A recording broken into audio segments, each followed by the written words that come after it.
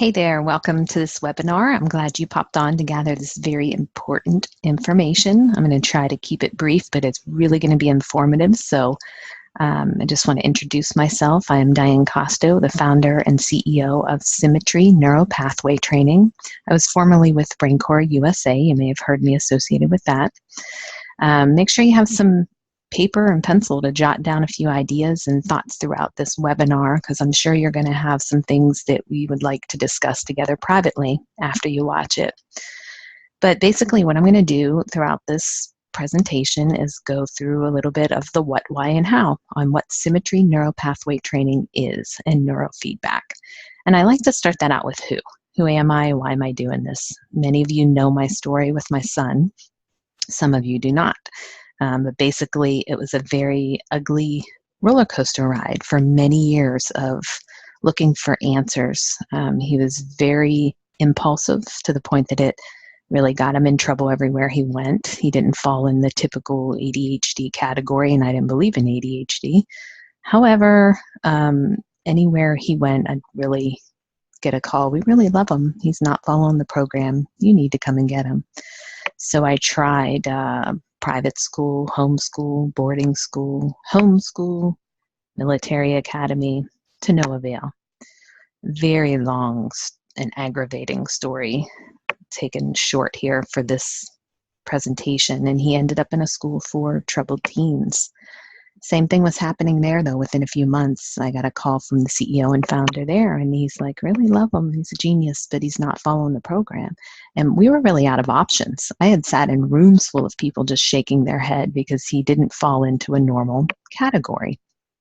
But there was something, a disconnect between stimulus and response, basically. He didn't have that pause. So at the time that I got the call from the boarding school, I actually was introduced to a founder of a neurofeedback company. And he said, that's the kind of kid we can help. I was not familiar with neurofeedback. No one had mentioned it to me all of these years. They mentioned medication, and sadly, I did medicate him at one point. And due to the sad side effects, we took him off quickly. Wasn't the answer anyways. So I went through this training, and I took this neurofeedback system from South Carolina to the middle of nowhere, Utah, where my son found himself at the school. And I began implementing neurofeedback for my son. And within a few weeks, it totally made a difference. I started to see him slowing down between reacting, to taking that pause that he never had. I saw him resting better. I saw him becoming more self-confident.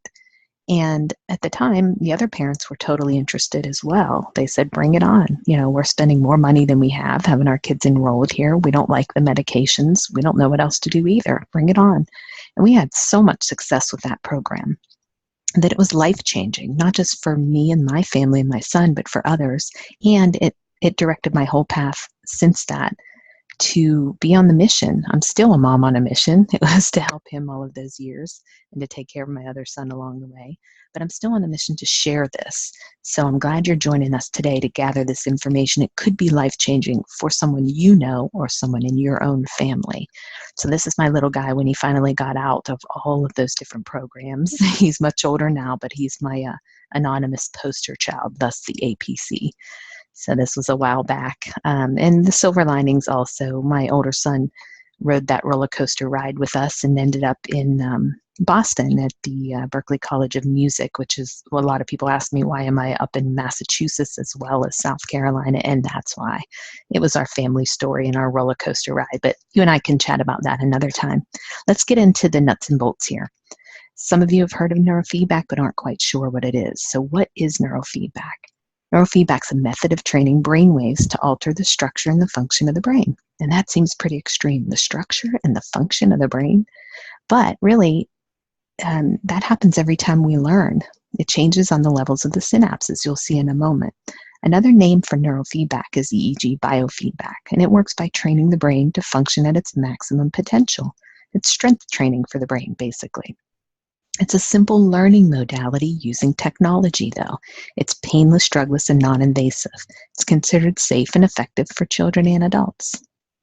So neuroplasticity, that structure and function change of the brain, it happens all the time.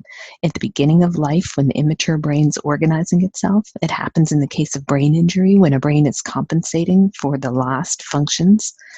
And throughout adulthood, anytime we learn something, neuroplasticity happens at the level of the synapses. Physical changes happen in the gray and white matter of the brain at the small, tiny levels of the connections between neurons. It's basically permanent. When we learn how to ride a bike, we may not be on that bike for about 20 years, but when we hop on it, we still kind of know how to do it. When you practice something repeatedly, you form a pathway in your brain and your memory to do that task. So studies also with neurofeedback show that it has lasting changes. And there have been studies. There are over 50 years of clinical research proving the efficacy of neurofeedback in many different situations. Let's look at a few of those. These are some common labels that you hear. I don't like to use the labels, but you know what the associated symptoms and struggles are when people have focus and attention issues, stress-related disorders, autism. There's a lot of different things out there that there are neurofeedback studies on to reduce the symptoms. And here are some more. Headaches, again, stress disorders. So you may wonder, really, how can one thing affect so many different conditions and symptoms?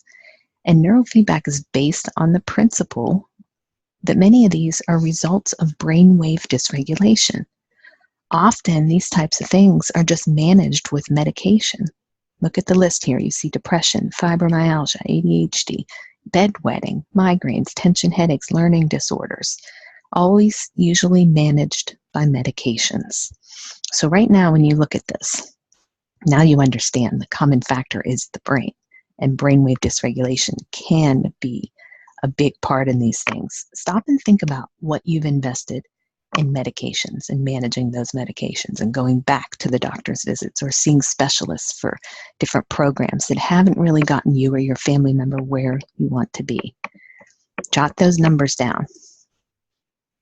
So again, how can one modality affect so many different conditions? It's not snake oil. It's not a magic pill or a quick fix. It does take time. Remember, it's a learning modality. And the common factor is our brain and our brainwave patterns. They've done tons of research now on the brain over these years. We have a database full of maps and research showing what the proper patterns are in the brain and what improper patterns are. And we can teach the brain to change. So let's get to the next phase of the program here. Let's talk about the why and a little bit about the how. So why does this work on so many different conditions? I like to touch on the research and how this was found. Barry Sterman found neurofeedback back in the 60s. He was a sleep researcher, and he accidentally stumbled upon this while doing a sleep study with cats. And his work eventually led to the discovery of a neurofeedback protocol that is still used today to treat grand mal seizures and epileptics. I'm going to try to zip through this because I don't want to bore you too much.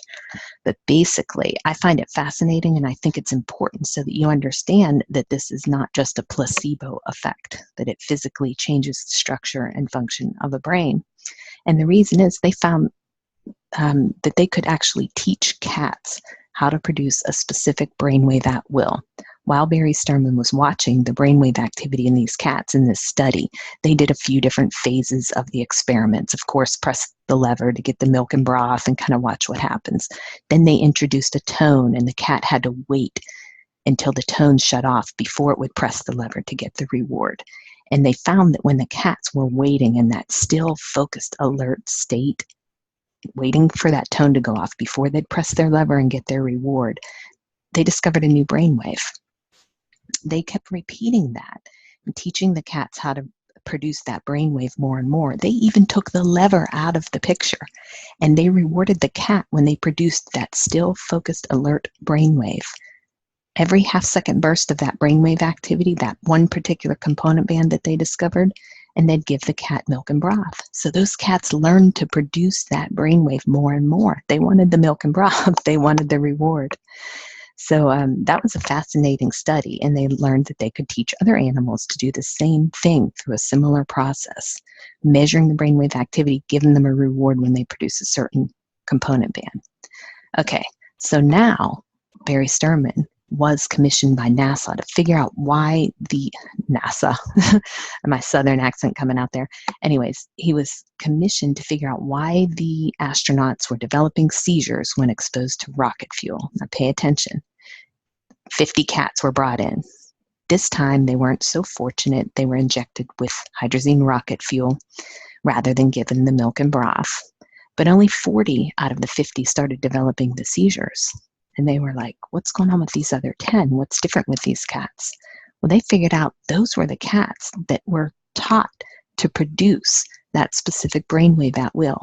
Those cats actually strengthened their brains. They altered the structure and the function of their brains by increasing that particular brainwave. They were resistant to seizures when exposed to a toxin. I think that's huge. I found that astounding. So that's when it all began. When they saw that the cats were resistant to seizures, of course, they replicated the studies and then they tested on humans to see if they could teach human beings to produce that same brainwave at will. And they actually published a study in the Journal of Epilepsy, and I think it was in the 70s. They were able to reduce grand mal seizures by 70% in epileptics by teaching them the same thing they taught those cats. That's how neurofeedback started, and it continued to be studied in all of these universities that you see here. Technology was cumbersome, it was expensive. It's still not inexpensive, but it's more accessible these days. And here's a quote from Frank H. Duffy. He's a professor and pediatric neurologist at Harvard Medical School. He actually states that neurofeedback should play a major therapeutic role in many difficult areas. In my opinion, if any medication had demonstrated such a wide spectrum of efficacy, it'd be universally accepted and widely used. Seems like the medications get accepted quicker than science like this. However, even the American Academy of Pediatrics a few years ago did include EEG biofeedback, which is another name for neurofeedback, as #1 best level support for attention and hyperactivity. So we're catching on a little bit. And again, neurofeedback's based on the principle there is a normal pattern of brainwave activity, and the brain regulates itself based on that pattern. Research demonstrates that that pattern can become disrupted and could cause neurological symptoms. There are different reasons these patterns can become disrupted. You may be wondering, okay, I know a family member that has this, and I know a family member that has that, but what happened? Why would they have that? Why did my son have the lack of impulse control, that disconnect? Could be variations in his brain structure, genetically, could have been developmental interruptions. Some people, when exposed to different drugs, prescriptions, and toxins at different ages, respond differently. You've heard of vaccination issues for some children. Poor nutrition. You know, our diets and nutrition, our food isn't full of nutrients that it used to be full of. Trauma, stress, those kinds of things can actually change your brainwave patterns. So now we're getting to the final part. Hang in here with me, and this is interesting. So how does SYMMETRY Neuro-Pathway training actually work? Once we identify the patterns in the brain that are off, then what? First of all, we identify it with a QEEG brain map. We actually measure those brainwave patterns. We compare that to the database and the research out there, and we get a detailed report on what is going on in that individual's brain.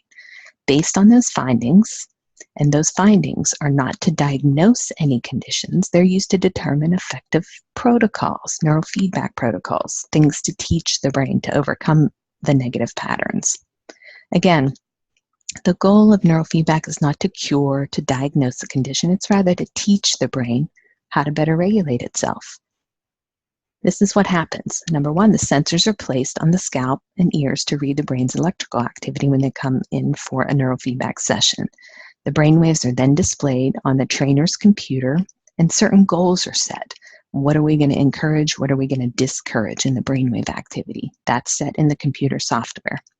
Then the individual is watching a screen, and when the brainwave activity meets the goals, they get positive feedback, just like the cat did, except for people, it may be seeing the screen brighter and louder and a better resolution while they're watching their movie. And then it'll go dimmer and quieter when they're not meeting the pattern that we're trying to encourage. Well, it's between the brain and the technology. The brain will figure out what it has to produce to see that screen in a better resolution. Just like the cat's brains were able to produce the specific frequency in order to get their milk and broth. And this happens very passively. There's not a lot of effort or strain. It's relax, kick back, let your brain do the work. So it's a lot different than a lot of different modalities out there. There's no pressure. It's painless. There's no medication involved. It's non-invasive. We're not forcing these patterns. We're teaching the brain to change through operant conditioning. So the state-of-the-art software, again, it will automatically detect when the brain waves are properly ordered, gives that information back to the trainee during the session. Because when you have information on what your brain waves are doing, your brain can actually use that information to change how it works. The goal is not to diagnose or treat any particular condition or disorder. It's to transform an unhealthy, dysregulated brainwave pattern into a normal, healthy, organized pattern to promote positive changes in the brain.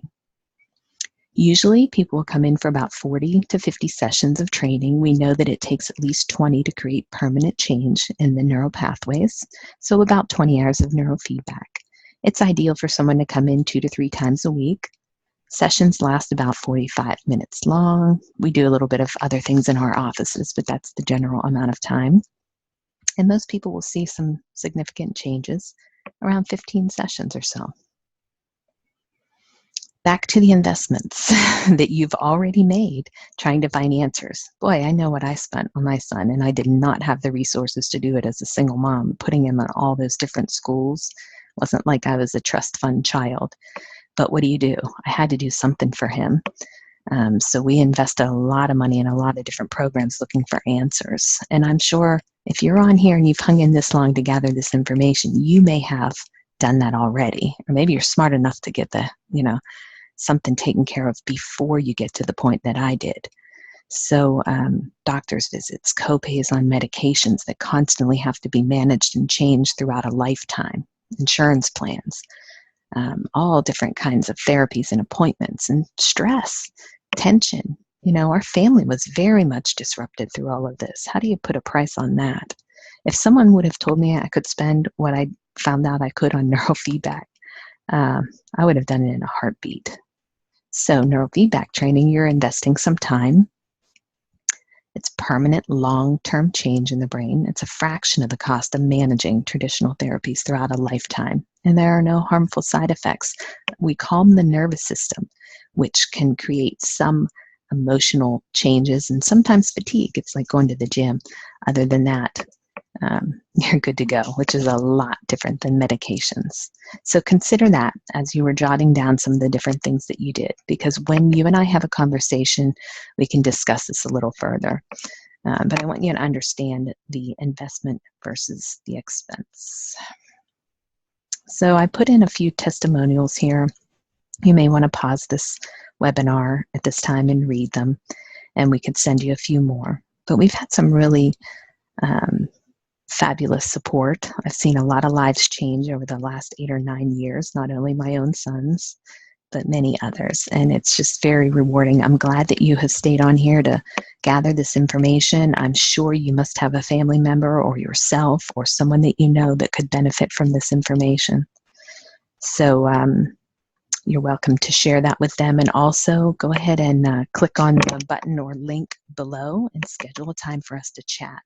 Let's get a little conversation going on what is going on with you or your family member and whether this may be a good fit for you.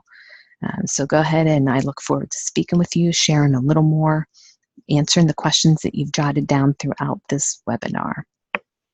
Have an excellent evening, and I'll speak with you soon.